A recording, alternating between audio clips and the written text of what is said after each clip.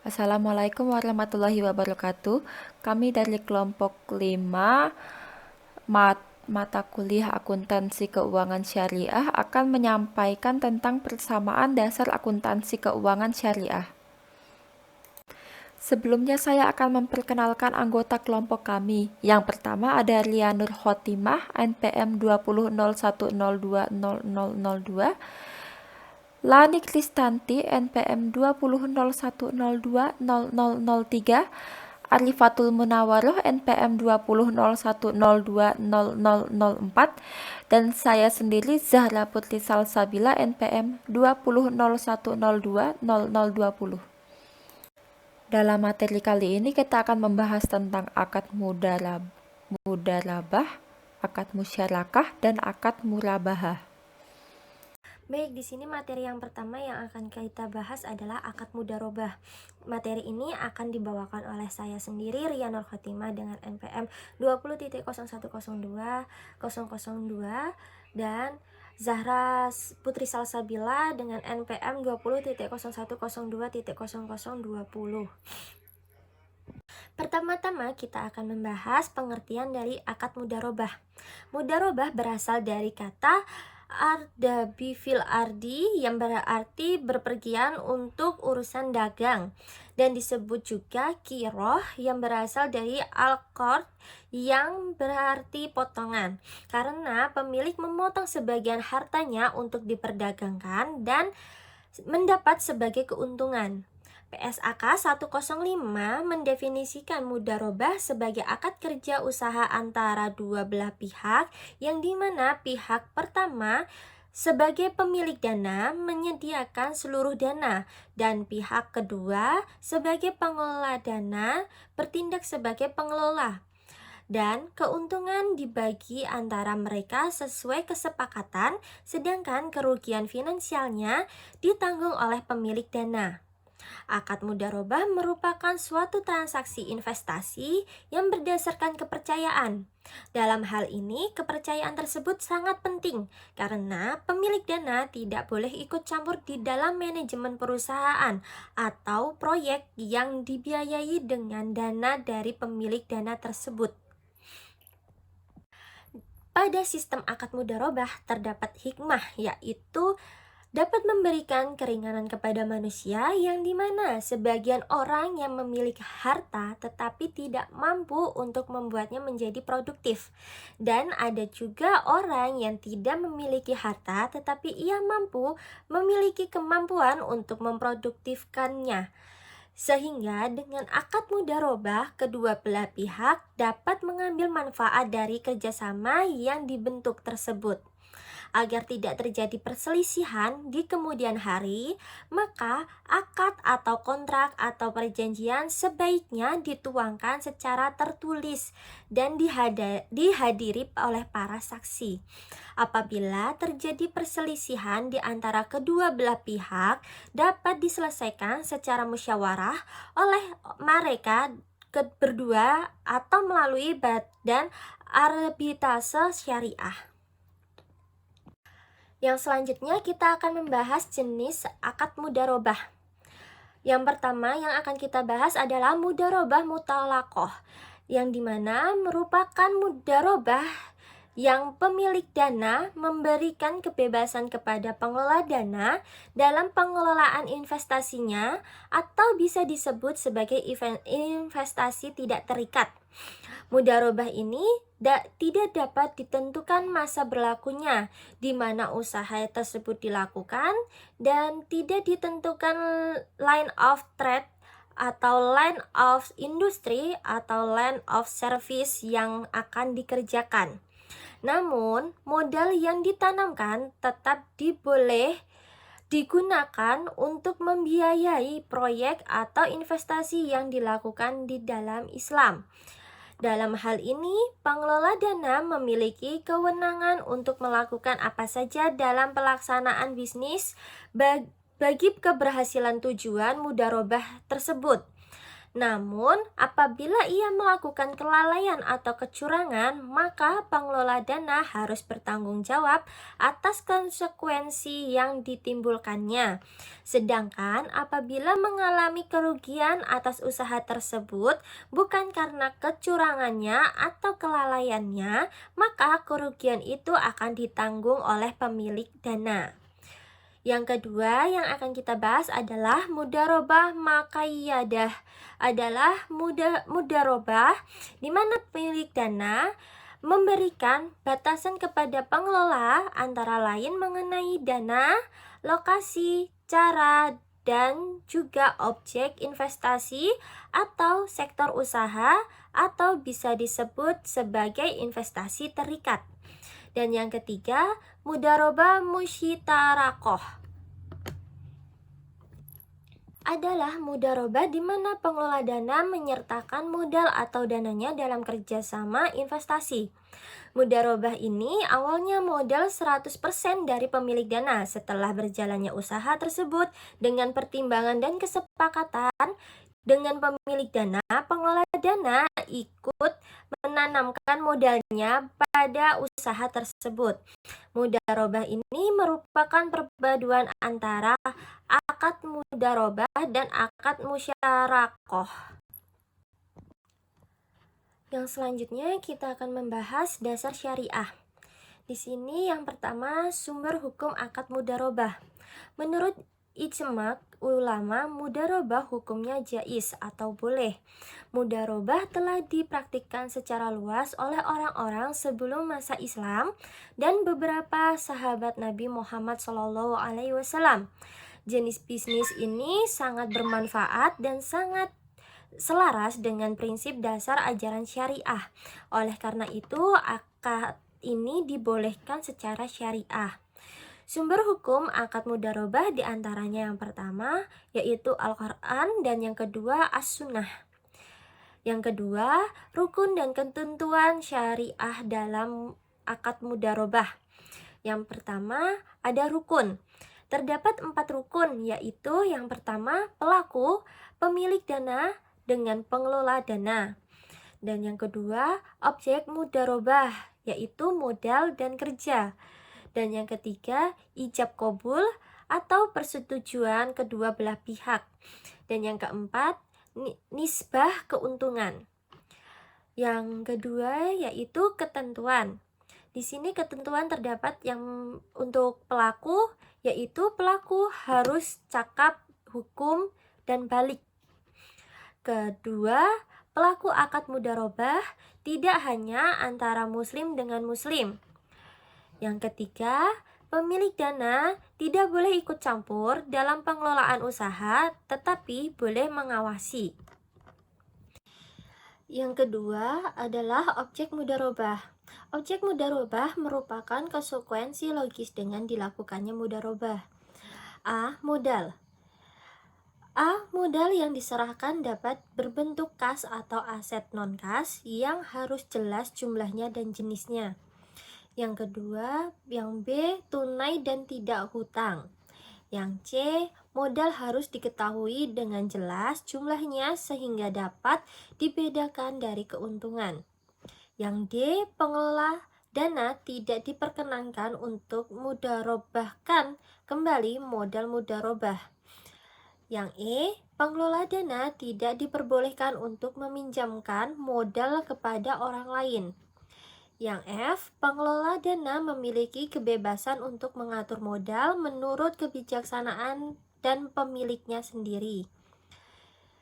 Yang B, ada kerja. A, kontribusi pengelola dana dapat berbentuk keahlian, keterampilan, selling skill, manajemen skill, dan lain-lain. Yang B, kerja adalah hak pengelola dana dan tidak boleh diintervensi oleh pemilik dana. Yang C, pengelola dana harus menjalankan usaha sesuai dengan syariah. Yang D, pengelola dan harus mematuhi semua ketetapan yang ada dalam kontrak.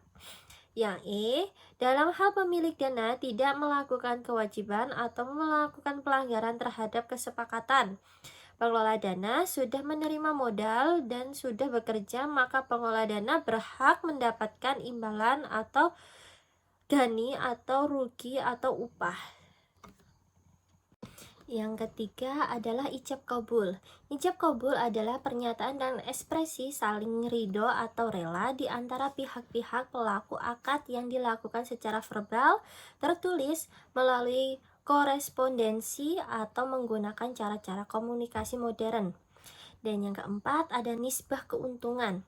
Nisbah adalah besaran yang digunakan untuk pembagian keuntungan, mencerminkan imbalan yang berhak diterima oleh kedua belah pihak yang bermudharabah atas keuntungan yang diperoleh. Pengelola dana mendapatkan imbalan atas kerjanya, sedangkan pemilik dana mendapatkan imbalan atas penyertaan modalnya. A. Perubahan nisbah harus berdasarkan kesepakatan kedua belah pihak. Dan yang B, pemilik dana tidak boleh meminta pembagian keuntungan dengan menyertakan nominal tertentu karena dapat menimbulkan riba. Pada dasarnya, pengelola dana tidak diperkenankan untuk memudharobahkan kembali modal mudharobah tersebut. Dan apabila terjadi maka dianggap terjadi pelanggaran, kecuali atas seizin pemilik dana. Apabila pengelola dana dibolehkan oleh pemilik dana untuk memudharobahkan kembali modal mudharobah tersebut, maka pembagian keuntungan untuk kasus seperti ini pemilik dana mendapatkan keuntungan sesuai dengan kesepakatan antara dia dan pengelola dana pertama. Sementara itu, pembagian keuntungan dari pengelolaan dana pertama dibagi dengan pengelola dana yang kedua, sesuai dengan porsi bagian yang telah disepakati antara kedua belah pihak. Apabila terjadi kerugian, maka akan ditanggung oleh pemilik dana, kecuali ada kelalaian atau pelanggaran kontrak oleh pengelola dana. Cara menyelesaikannya adalah A. Diambil terlebih dahulu dari keuntungan karena keuntungan merupakan pelindung modal.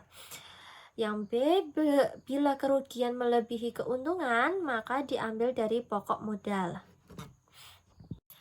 3. Berakhirnya akad mudharobah. Lamanya kerjasama dalam mudharobah tidak tertentu dan tidak terbatas, tetapi semua pihak berhak untuk menentukan jangka waktu kerjasama dengan memberitahukan pihak lainnya. Akad mudharobah dapat berakhir karena hal-hal sebagai berikut menurut Sabik 2008. Yang pertama, dalam hal mudharobah tersebut dibatasi waktunya, maka mudharobah berakhir pada waktu yang telah ditentukan. Dan yang kedua, salah satu pihak memutuskan mengundurkan diri. Yang ketiga, salah satu pihak meninggal dunia atau hilang akal. Dan yang keempat, pengelola dana tidak menjalankan amanahnya sebagai pengelola usaha untuk mencapai tujuan sebagaimana dituangkan dalam akad. Sebagai pihak yang mengemban amanah, ia harus beritikat baik dan hati-hati. Dan yang kelima, modal sudah tidak ada. Selanjutnya kita akan membahas prinsip pembagian hasil usaha. Pembagian hasil usaha mudharobah dapat dilakukan berdasarkan yang pertama, prinsip bagi hasil atau revenue sharing dengan nisbah pemilik dana banding pengelola dana, yaitu 30/70. Dan yang kedua, prinsip bagi laba atau profit sharing dengan nisbah pemilik dana banding pengelola dana adalah 10/90. Selanjutnya yang kita bahas adalah E, bagi hasil untuk akad mudharobah musyitarokah. Terdapat dua jenis pembagian hasil untuk akad ini, yaitu yang pertama, hasil investasi dibagi antara pengelola dana dan pemilik dana sesuai nisbah yang disepakati. Selanjutnya, bagian hasil investasi setelah dikurangi untuk pengelola dana tersebut dibagi antara pengelola dana dengan pemilik dana sesuai dengan porsi modal masing-masing. Yang kedua, hasil investasi dibagi antara pengelola dana dan pemilik dana sesuai dengan porsi modal masing-masing. Selanjutnya, bagi hasil investasi setelah dikurangi untuk pengelola dana tersebut dibagi antara pengelola dana dan pemilik dana sesuai dengan nisbah yang disepakati.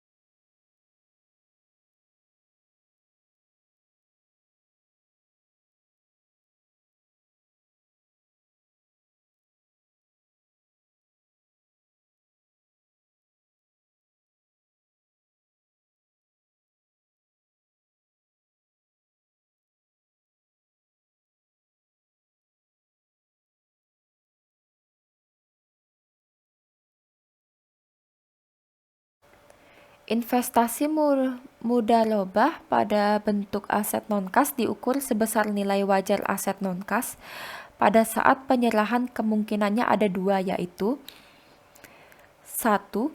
Jika nilai wajar lebih tinggi daripada nilai tercatatnya diakui, maka selisihnya diakui sebagai keuntungan tangguhan dan diamortisasi sesuai jangka waktu akad mudharabah. Jurnal pada saat penyerahan aset non-kas itu di debit ada investasi mudharabah, keuntungan tangguhan, dan di kredit ada aset non-kas. Jurnal amortisasi keuntungan tangguhan, di debit ada keuntungan tangguhan, dan di kredit ada keuntungan.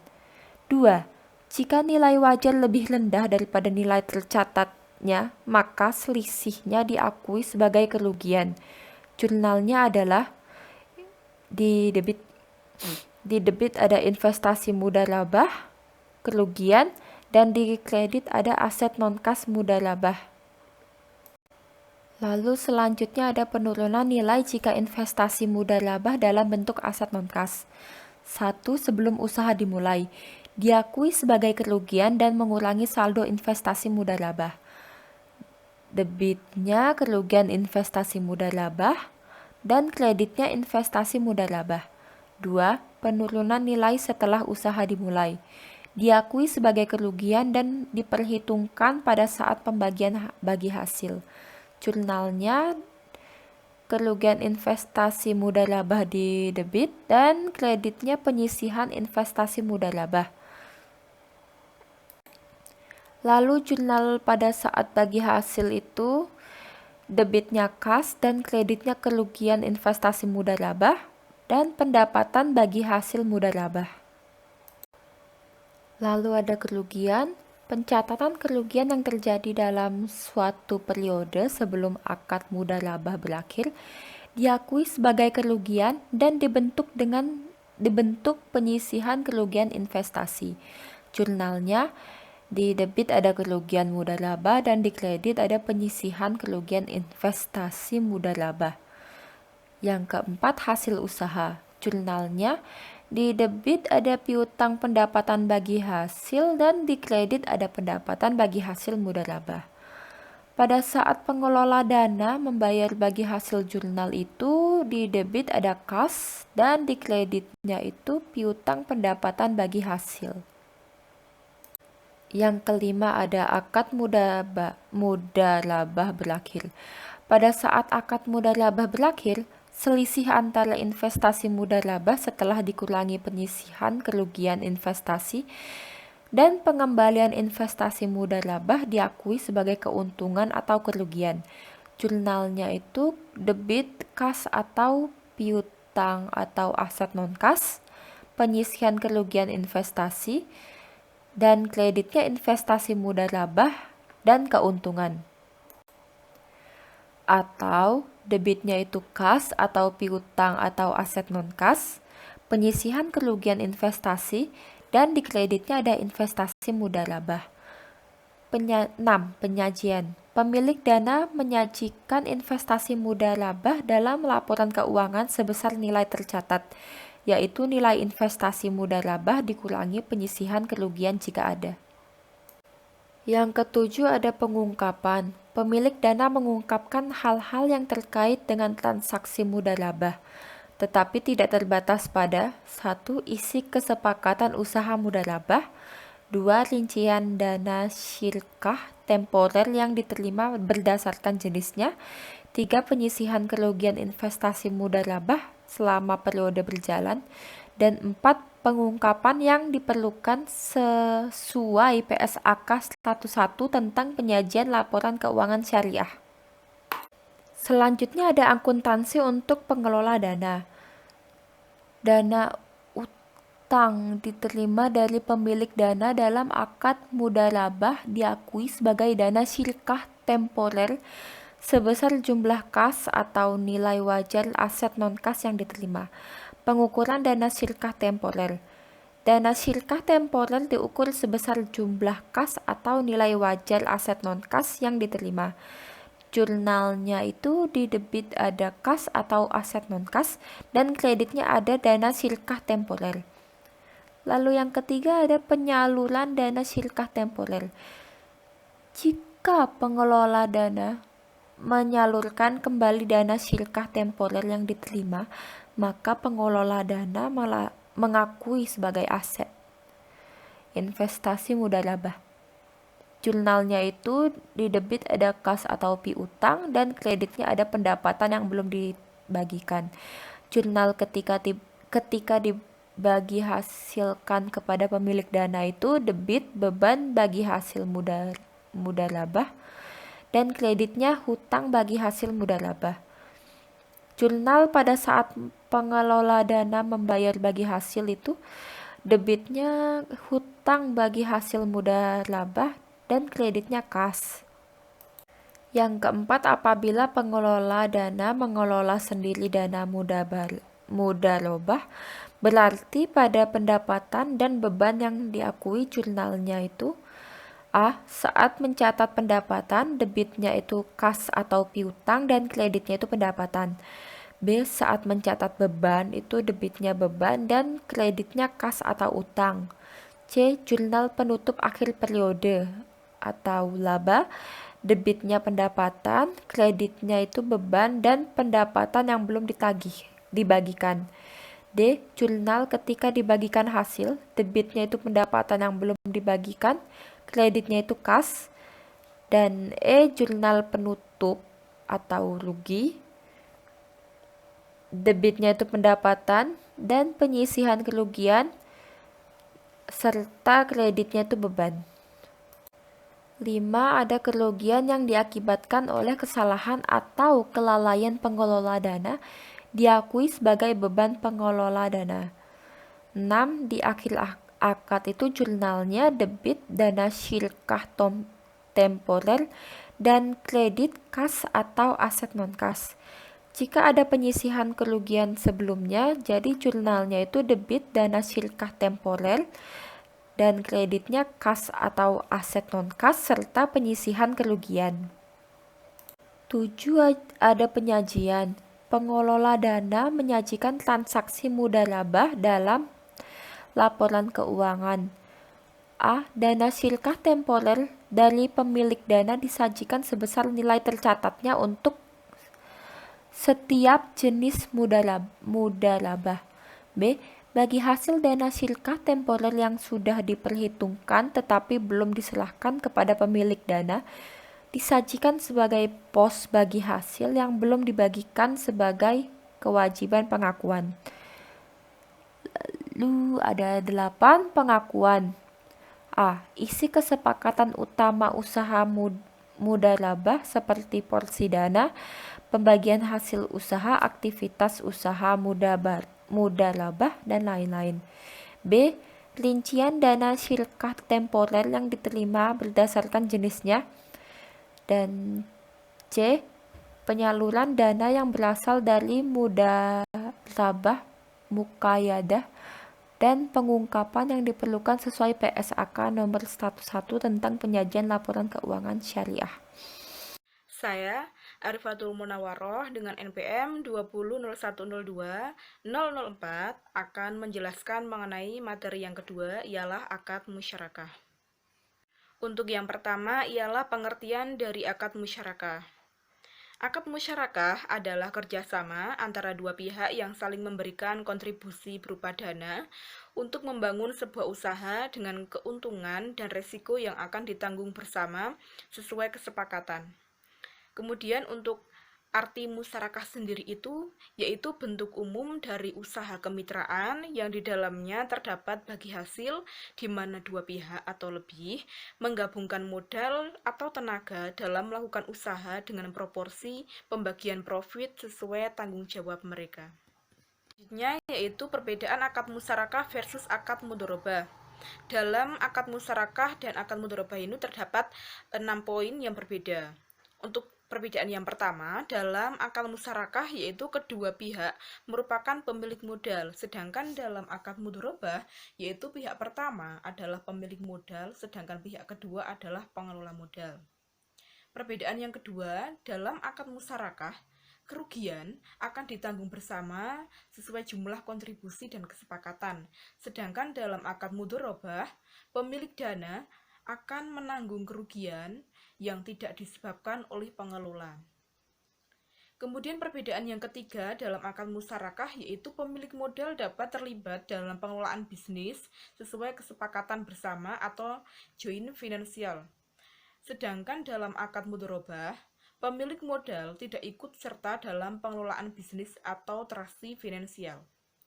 Perbedaan yang keempat yaitu dalam akad musyarakah, aset merupakan milik bersama kedua mitra usaha, sedangkan dalam akad mudharabah, aset merupakan milik pemilik modal. Sedangkan perbedaan yang kelima ialah dalam akad musyarakah, yaitu modal dapat berupa uang atau harta benda yang dapat dinilai dengan uang. Sedangkan dalam akad mudharabah, jenis modalnya hanya uang tunai. Untuk perbedaan yang terakhir yaitu dalam akad musyarakah, keuntungan akan dibagi menurut kontribusi dan kesepakatan. Sedangkan dalam akad mudharabah, modal akan dikembalikan oleh pengelola kepada pemilik modal dan keuntungan akan dibagi menurut kesepakatan bersama.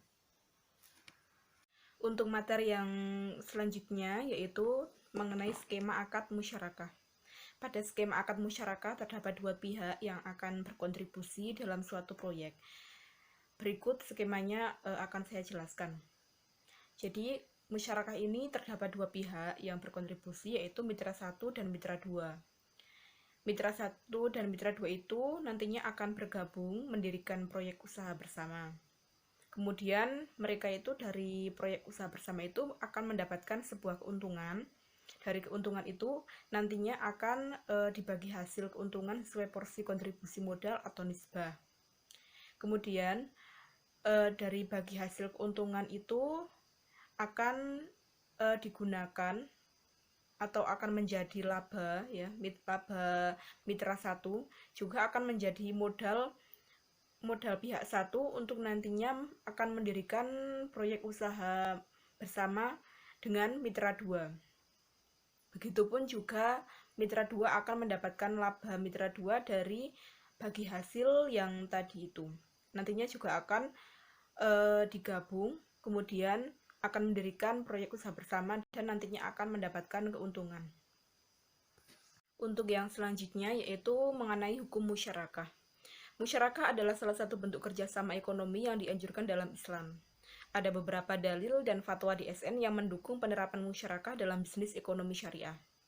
Dijelaskan dalam dalil sebagai berikut. Untuk yang pertama, itu terdapat Quran Surah Asy-Syad ayat 28 yang artinya, dan sesungguhnya kebanyakan dari orang-orang yang berserikat itu, sebagian mereka berbuat zalim kepada sebagian yang lain, kecuali orang yang beriman dan mengerjakan amal soleh dan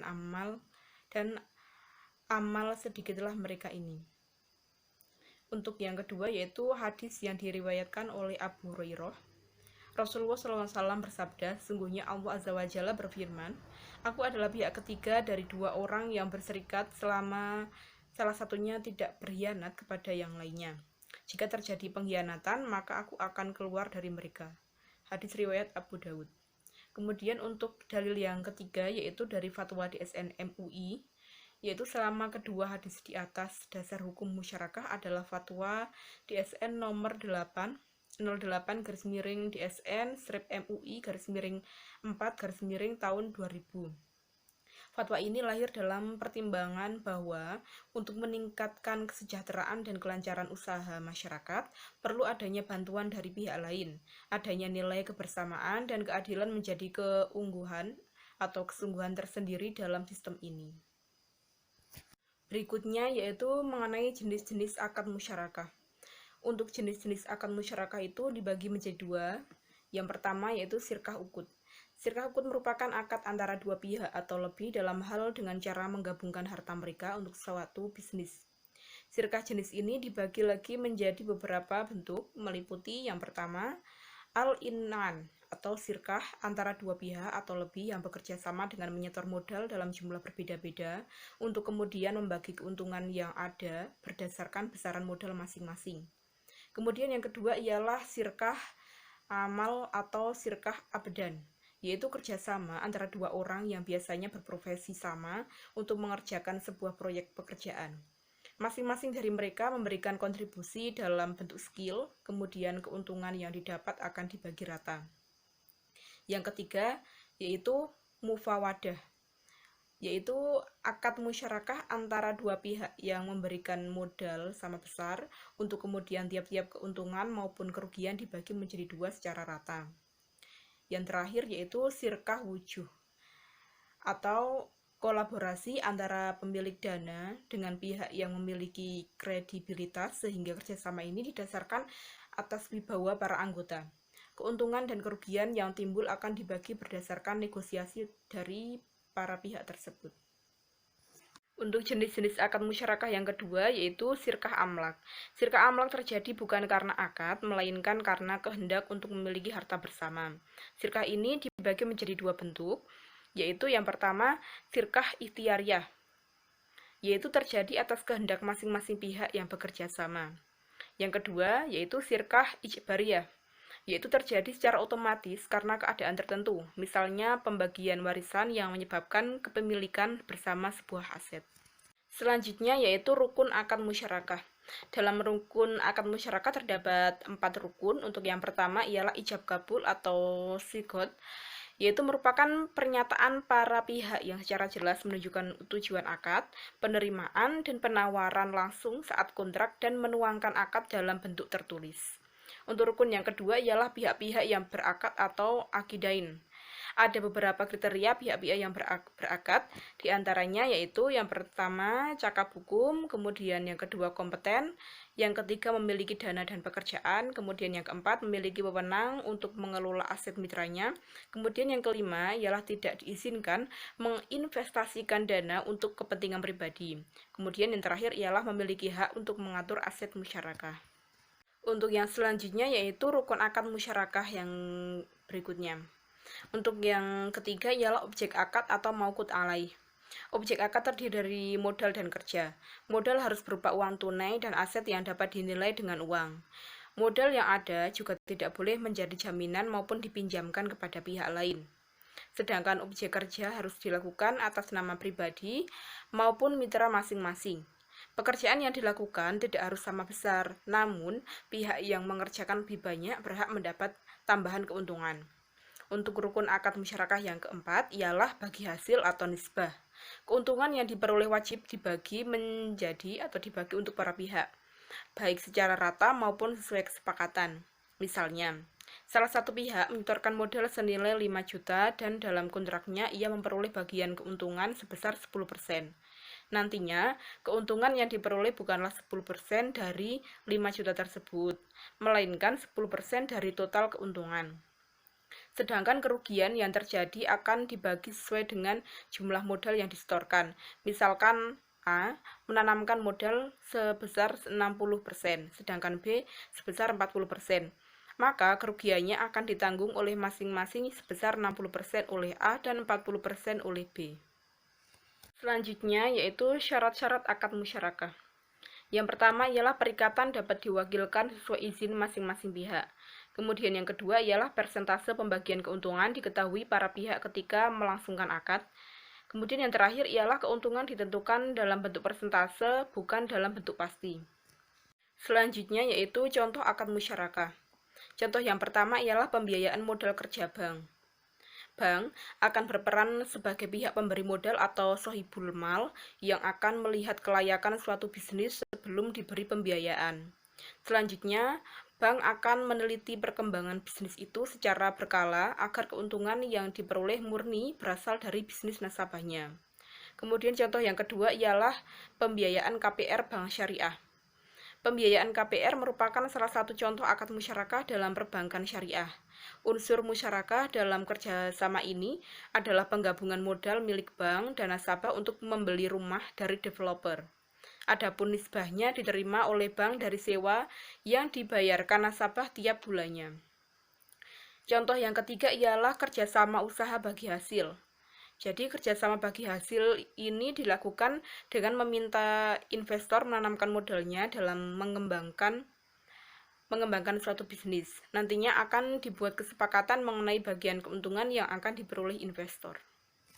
Di sini, saya Lani Kristanti, NPM 2001020003, akan memaparkan mengenai akad murabahah. Baik, bisa teman-teman lihat di layar teman-teman yang akan kita bahas pertama yaitu mengenai pengertian akad murabahah. Akad murabahah itu merupakan akad di mana antara penjual dan pembeli itu bisa mengetahui harga perolehan. Jadi, penjual memberitahukan kepada pembeli untuk barang atau jasa yang dia tawarkan kepada pembeli bahwa harga perolehan yang dia ambil atau harga perolehan yang ia dapat pada supplier adalah sekian. Dan nantinya antara penjual dan pembeli itu akan melakukan tawar-menawar untuk keuntungan yang akan diambil oleh penjual.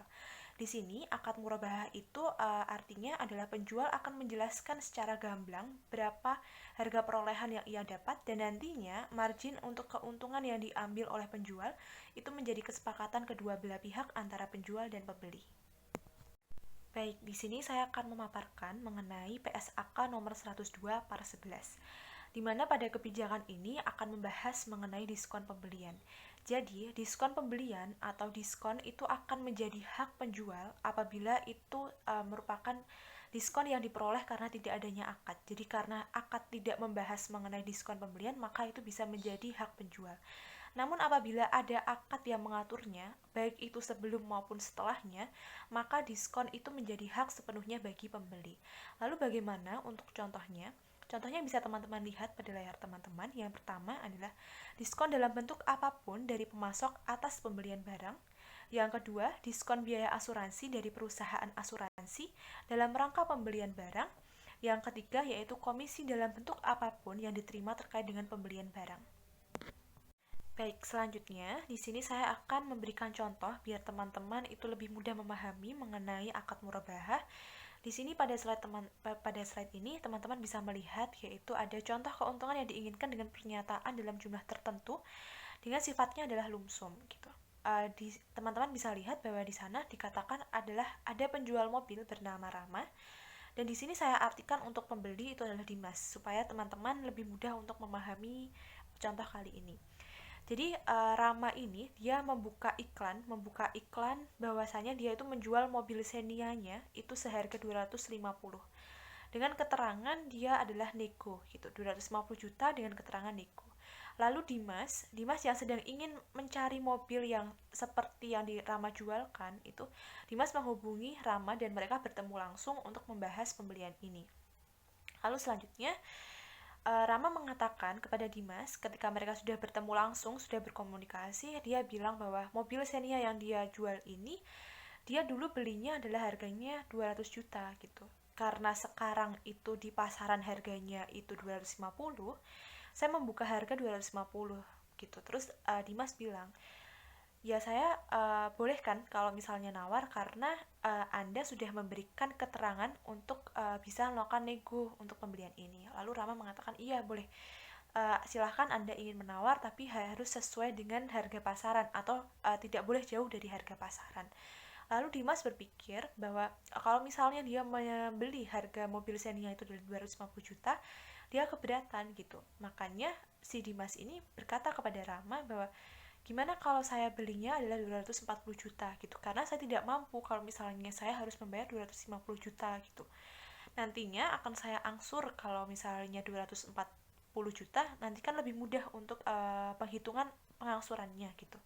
Lalu setelah Rama pikir-pikir bahwa karena dia juga membutuhkan uang untuk mengupgrade kepada mobil yang terbaru atau yang lebih tren, dia melepaskan mobilnya dengan harga 240 juta. Setelah 240 juta ini diberikan kepada Dimas, artinya kesepakatan mereka berdua yaitu diangsur selama 2 tahun, artinya selama 24 bulan. Di 24 bulan ini artinya adalah setiap bulannya itu adalah 10 juta dengan harga untuk nanti akhirnya adalah 240 juta. Lalu beberapa bulan kemudian itu terjadi kenaikan harga untuk mobil yang Rama jual ini kepada Dimas, yaitu sebesar 5 juta. Di sini artinya Rama tidak boleh menaikkan harga untuk mobil yang ia jual kepada Dimas, walaupun di harga pasarannya itu sudah naik 5. Baik, selanjutnya di sini saya akan memberikan penjelasan pada contoh yang kedua, yaitu mengenai di mana penjual dapat meminta pembeli untuk mewakilinya membeli barang yang dibutuhkan sesuai dengan kebutuhan atau keinginannya. Di sini ada 3 pihak, di mana 3 pihak ini di dalamnya nanti akan terdapat keuntungan, di mana keuntungan itu harus dilakukan melalui transaksi ganda, tidak boleh transaksi tunggal, karena transaksi tunggal itu hanya boleh ada untuk pihak-pihak yang tidak mencari keuntungan. Karena di sini ingin mencari keuntungan, maka itu harus transaksi ganda. Di sini ada 3 pihak. Yang pertama adalah Ranti. Ranti adalah orang yang ingin dicarikan atas kebutuhan yang dibutuhkan oleh dia. Sedangkan Ola itu adalah orang yang akan mencarikan, sedangkan Tari itu adalah orang yang memiliki objek yang diinginkan oleh si penjual ini. Jadi di sini taruh contoh, Ranti itu ingin membeli rumah dengan modal minimalis.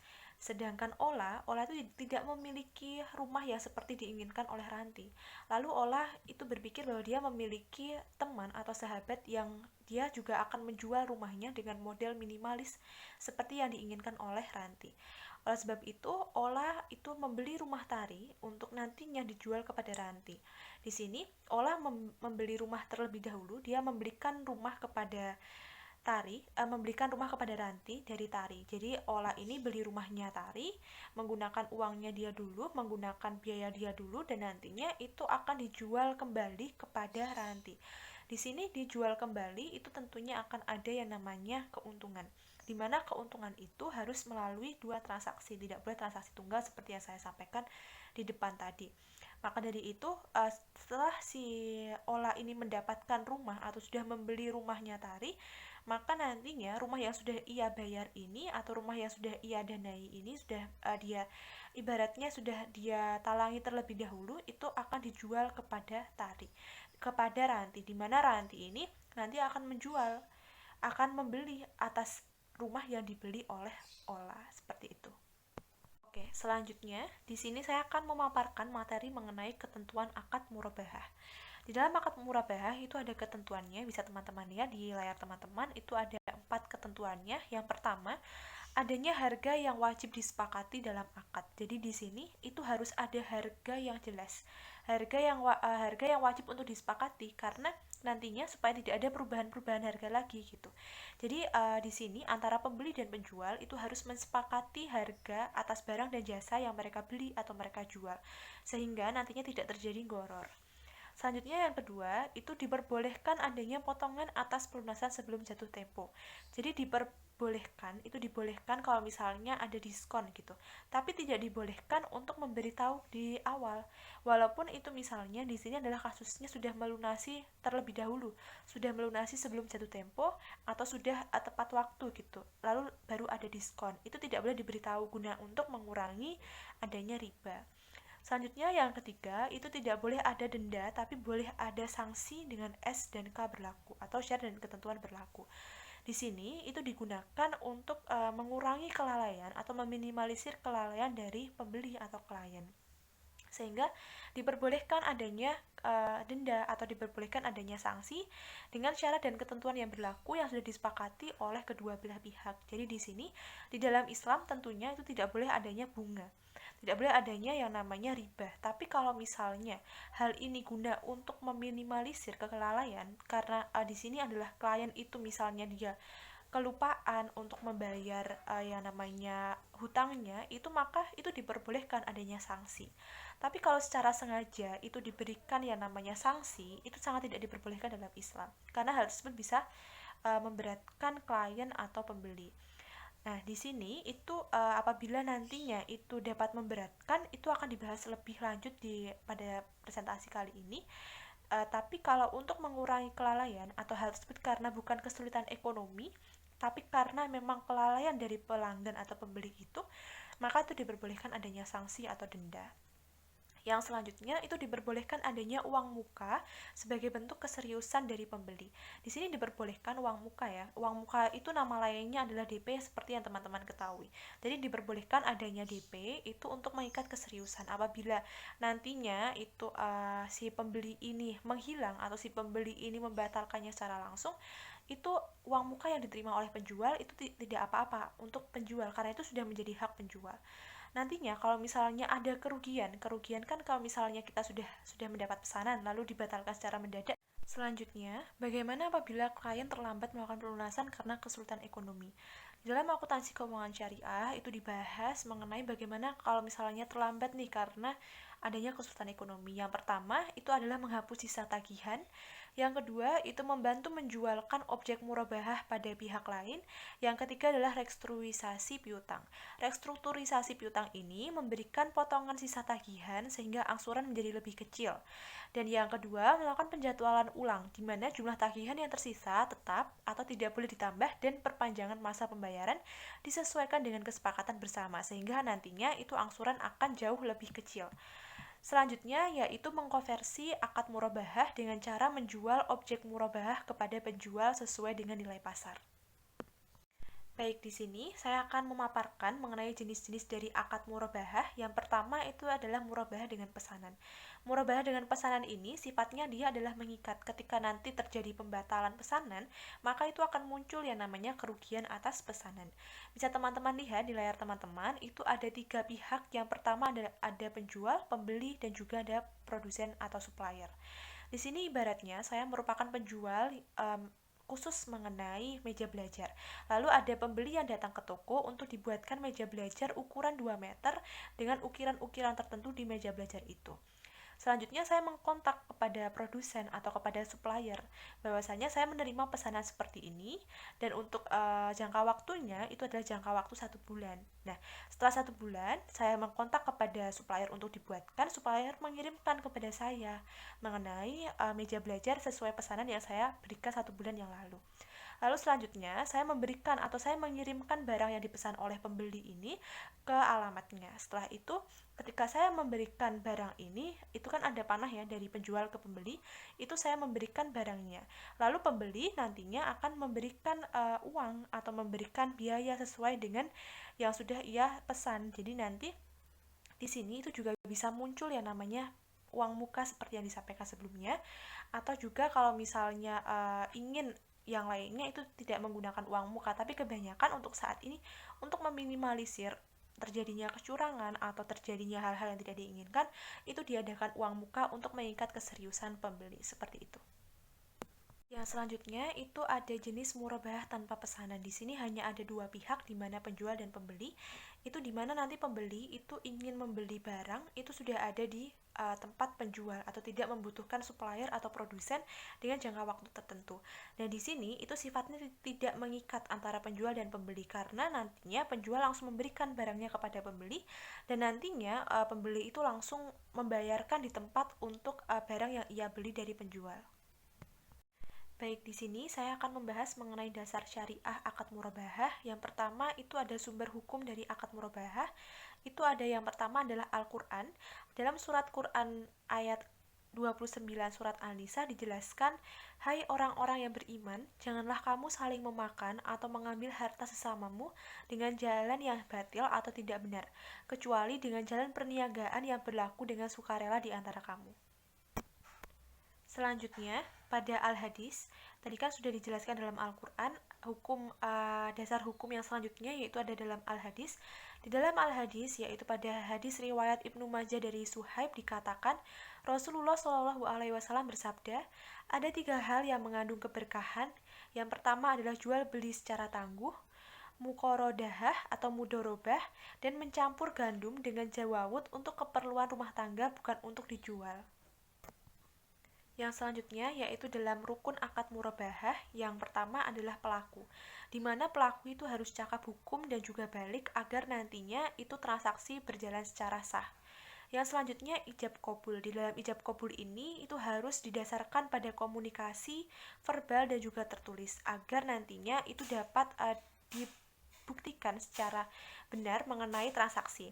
Lalu yang selanjutnya itu ada syarat objek jual beli. Yang pertama, untuk syarat dari objek jual beli ini adalah barang yang dijualkan itu harus merupakan barang yang halal. Jadi kita menjual barang itu harus barang yang halal dan juga barang itu adalah barang yang dimiliki oleh penjual, bukan milik orang lain. Dan juga di dalam hal ini itu harganya harus jelas. Kenapa harga harus jelas? Karena supaya tidak menimbulkan adanya gharar gitu. Dan juga di dalam hal ini untuk kualitas dan kuantitas barang itu juga harus jelas. Hal tersebut guna untuk mengurangi adanya gharar. Selain itu, barang juga harus terlihat atau barang itu benar-benar ada di tangan pembeli dan juga barang itu merupakan barang yang benar-benar jelas untuk diperjualbelikan. Baik, selanjutnya di sini saya akan memaparkan mengenai perlakuan akuntansi, khususnya pada akuntansi murabahah didasarkan pada PSAK 102 revisi ke 2013. Yang pertama itu ada transaksi saat perolehan, di mana aset murabahah ini diakui sebagai persediaan sebesar aset perolehan atau sebesar biaya perolehannya. Yang mana untuk akunnya itu aset murabahah di debit dan kas di kredit.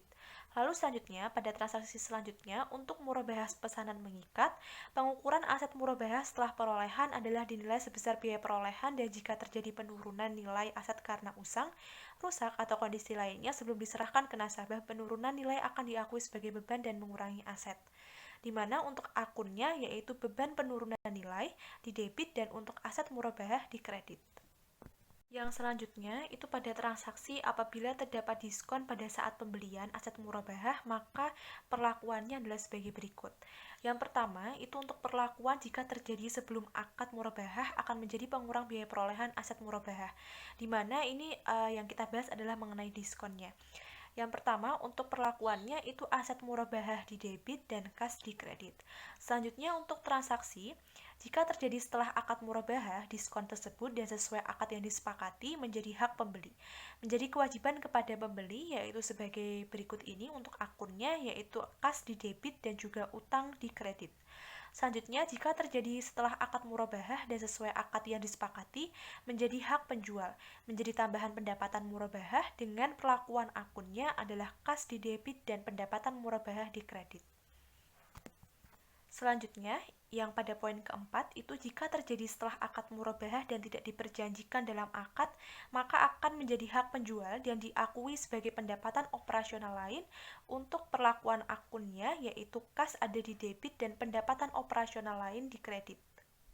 Selanjutnya, pada transaksi selanjutnya itu ada kewajiban penjual kepada pembeli atas pengembalian diskon tersebut akan tereliminasi pada saat yang pertama, jika potongan atau dilakukan pembayaran kepada pembeli, di mana saat dilakukan pembayaran kepada pembeli ini, utang akan berkurang di sisi debit dan juga kas juga akan berkurang di sisi kredit. Lalu juga saat transaksi akan dipindahkan sebagai dana kebajikan jika pembeli sudah tidak dapat dijangkau oleh penjual. Untuk akunnya, utang berada di debit, kas berada di kredit, dana kebijakan atau dana kebajikan kas itu di debit, dana kebajikan potongan pembelian itu ada di kredit. Selanjutnya, untuk potongan pelunasan piutang murabahah yang diberikan kepada pembeli yang melunasi tepat waktu atau lebih cepat dari waktu yang disepakati diakui sebagai pengurang keuntungan murabahah. Yang pertama, jika potongan diberikan pada saat pelunasan, maka dianggap sebagai pengurang keuntungan murabahah. Yang mana untuk akunnya itu kas ada di debit, margin murabahah di debit, piutang murabahah di kredit, dan juga pendapatan margin murabahah itu di kredit. Pada pembahasan yang terakhir, yaitu pada saat transaksi jika potongan diberikan setelah pelunasan, yaitu penjual menerima pelunasan piutang dan pembeli, serta kemudian membayarkan potongan pelunasannya kepada pembeli, maka untuk perlakuannya, yang pertama, pada saat penerimaan piutang dari pembeli, maka kas ada di debit dan margin murabahah itu ada di kredit, lalu untuk piutang murabahah itu ada di debit, lalu setelahnya pendapatan margin murabahah itu ada di kredit.